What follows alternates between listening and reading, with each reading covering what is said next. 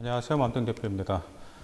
오늘은 이제 여러분들하고 좀 책을 좀 한 권 좀 이렇게 소개해드리고 그 책 내용의 핵심이 무엇이고 그 책을 통해서 또 어떤 책을 읽을 수 있을 것인지 여러분들의 학업에 도움되는 책, 바로 아리스토텔레스의 정치학이라는 책입니다. 일반적으로 뭐 도시행정학과는 정치 외교, 그 다음에 그런 쪽에 인문계열 쪽에 지지하는 학생들 같은 경우는 아리스토텔레스의 정치학을 많이 필수적으로 읽는 편이에요. 과연 그 책엔 어떤 내용이 들어있을까요? 기원전 4세기에 쓰여진 그 정치학 같은 경우는 정말 우리 일상생활의 모든 문제점을 좀 해결하고 면밀히 고찰하는 방법들이 있습니다. 가령 이런 예들도 있어요.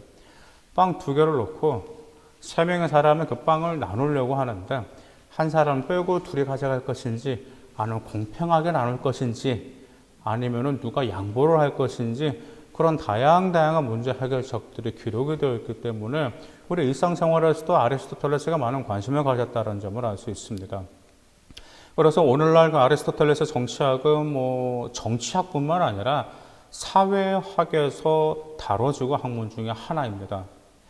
아리스토텔레스는 기원전 384년 그리스 마케도니아에서 태어났어요. 그의 아버지는 그 아민타스 2세의 시우였는데 아리스토텔레스가 어렸을 때 돌아가시게 됩니다. 그래서 기원전 367년에 그의 스승, 즉 플라톤의 제자가 되죠. 그래서 이제 플라톤이 기원전 언제 죽었죠? 기원전 그 347년까지 20년 동안 죽은 해인 347년에서 20년 동안 플라톤은 아카데미아에서 연구와 강의를 하고 나중에 이제 이케온을 창립해서 활동하다 기원전 322년에 에우보솜에서 생을 마감하게 됩니다. 아리스토텔레스의 정치학의 첫 번째 질문은 여기서부터 출발해요. 국가란 무엇인가요? 국가는 어떻게 정의될 수 있으며 그리고 다른 형태의 공동체와는 어떻게 구별되어야 할까? 이 질문에서 정치학이란 책이 탄생하게 됩니다. 근데 참 그 아이러니한 건 그의 스승인 플라톤은 이상국가를 주장했거든요. 그 이상국가는 말 그대로 공유입니다. 공동체. 그래서 모든 재산, 심지어 처자까지 공유해야 된다라는 게 바로 플라톤의 이상국가였는데 아리스토텔레스는 이상국가를 반대합니다. 아리스토텔레스는 이상국가의 공유 경제가 아닌 여러 부분들이 조화롭게 질서가 되는 것이 이상적인 사회다라는 점을 주장하게 됩니다. 아무래도 아리스토텔레스가 이럴 수밖에 없었어요. 그때 최선의 국가자였던 뭐 스파르타라든지 뭐 그리스라든지 카르타고 그런 데를 다 돌아봤기 때문에 아마 그쪽 나라들의 정치를 보고 나서 아리스토텔레스 아마 영향을 받았을 거라고 그렇게 추측을 돌리가 있습니다. 그래서 국가가 무엇인지를 고려한 다음에 아리스토텔레스는 시민들 쪽으로 눈을 돌리게 됩니다. 자, 국가를 이렇게 정했다면 시민은 어떻게 정해야 되는 건지, 시민의 권리와 의무가 무엇인지, 그리고 시민을 행정 관리에 참여하는 사람이라고 하면서 계급이라는 게 정하면서 아리스토텔레스는 정의하게 됩니다. 먼저 이 책에서는 비판적인 측면도 물론 있어요. 아마 이 사상을 그대로 적용한다고 하면 정말 인권법에 아주 크게 받을 수가 있어요. 먼저 아리스토텔레스는 차별적인 발상적인 면에서 좀 이렇게 뭐라고 할까? 사람들을 평등하게 보진 않았습니다.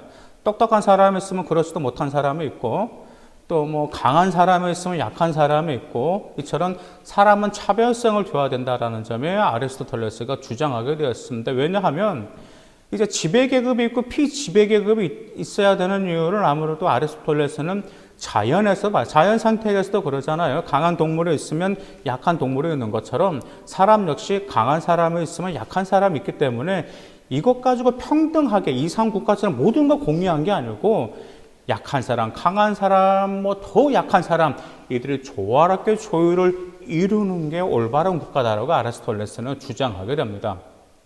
그러면서 귀족 사회를 정당화하게 되고 남성과 여성도 차별화시키게 됩니다. 일단 두 번째, 이 점은 정말 우리가 좀 본받을 만해요. 아리스토텔레스는 윤리학적으로 중용 사상을 가지고 있었어요. 중용 사상이란 여러분들 아시다시피 양쪽으로 극단적으로 치우치지 않았습니다. 아리스토텔레스는 각 양쪽의 장점만 모아서 융합시키는 중용 사상을 강조했습니다. 그렇기 때문에 정말 이게 응용력이 참 좋았어요, 국가를요. 왜냐하면 국가라는 게 여러 가지 국가가 있잖아요. 왕정제도 있고, 귀족제도 있고, 그 다음에 혼합정도 있잖아요. 그래서 딱 이 정치 형태를, 우리는 귀족으로 가야 된다, 왕정으로 가야 된다라고 딱 정하는 게 아니고, 그 나라의 실정에 맞게 정치 형태를 변화시켜야 된다라는 게 바로 아리스토텔레스의 국가론의 중용 사상이었습니다. 더구나 그는 그리스 사회가 과두정에서 민주정으로 옮겨가는 시기였어요. 그래서 아무래도 그러지 않아 모든 정치 형태가 바뀌면 모든 극단적인 상황, 그 다음에 불의 화면 많이 일어나는데 그리스가 과두정으로서 민주적으로 옮겨가면서 아리스토텔레스는 장점과 단점을 모두 다 지켜봤습니다. 그리고 나서 내린 결론이 중용 사상을 내리게 되었습니다.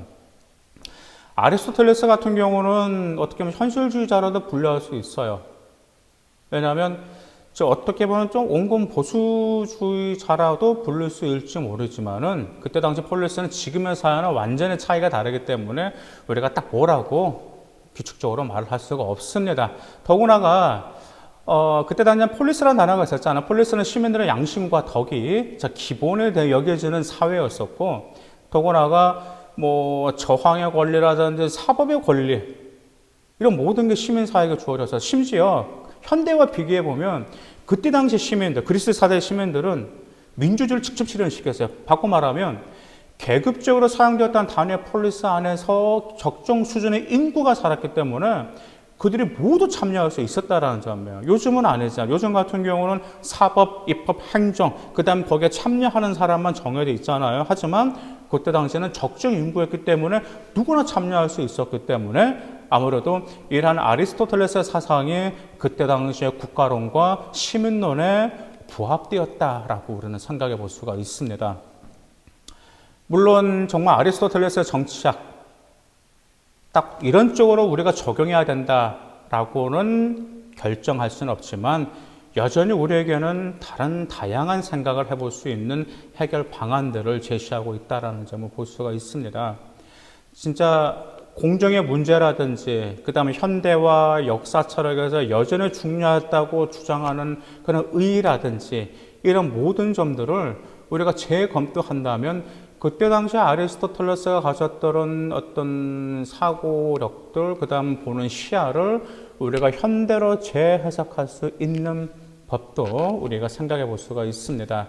이 아리스토텔레스의 정치학을 읽고 나서 저는 여러분들에게 또 두 권의 책을 한번 소개해 드리고 싶어요. 첫 번째는 영혼에 관하여라는 책을 좀 소개해 드리고 싶습니다. 이 영혼에 관하여라는 책은 어떤 생명의 일반적인 특징과 함께 감각적 지각, 특히 인식의 문제와 이성의 사멸성, 이 점에 있어서 여러분들이 좀 더 생각을 해본다면 많은 도움이 될 거고요. 두 번째는 수사학이라는 책을 여러분들에게 소개해드리고 싶습니다. 수사학은 많이 들어보셨죠? 이 수사학 같은 경우는 이 책에서는요, 수사학뿐만 아니라 논리학이라든지 문법이라든지 문헌, 심지어 그 심리학까지 들어있습니다. 심리학, 윤리학, 또 사회학, 너무 광범위하게 달아진 책이에요. 그래서 이 수사학을 읽다 보면은 이것이 국어와 관련된 교과 독서일까라는 생각이 들다가 갑자기 윤리학이나 하고 사회학이 나오면서 도덕적인가 사회 쪽인가라는 것도 우리가 의구심을 가질 수가 있는데 그 정도로 수사학은 여러분들이 다양한 사고력을 융합시킬 수 있는 도움을 줄 수 있는 책이라는 점을 저는 그 점 때문에 추천해도 싶습니다. 오늘은 정치학의 아리스토텔레스의 정치학을 여러분들 간단히 소개해드렸는데요. 여러분들 금방 제가 소개해드린 것처럼 읽으시면서 아리스토텔레스가 가졌던 비판적인 측면, 그 다음 우리가 적용할 수 있는 응용적인 중형 사상, 이 두 가지를 염두에 두시고 독서를 하신다면 좀 더 수월하게 이해하실 수 있으실 것입니다.